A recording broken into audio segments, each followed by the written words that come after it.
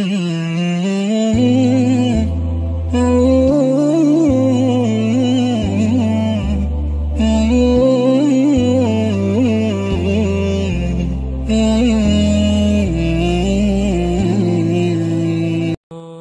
عبدالله فرزند عمر خدا از آنها راضی باشد روایت است که شخصی از رسول خدا درود بر او سوال کردند: ای رسول خدا، اسلام چه کسی بهتر است؟